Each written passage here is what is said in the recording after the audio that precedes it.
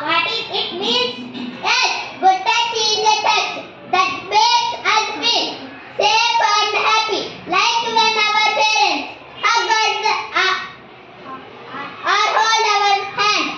Oh, like when my mom hugs me when I am sad.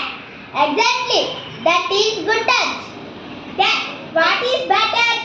Bad touch is a touch that makes us bad touch is a touch that makes us feel scared and uncomfortable or confused. No one should touch our private parts. What are private parts? The parts covered by our underwear. No one is always allowed to touch them except a doctor, only in front of parents. What should we do if some gives bad touch? Say no loudly. Move away. Tell a trusted adult like parents or teachers.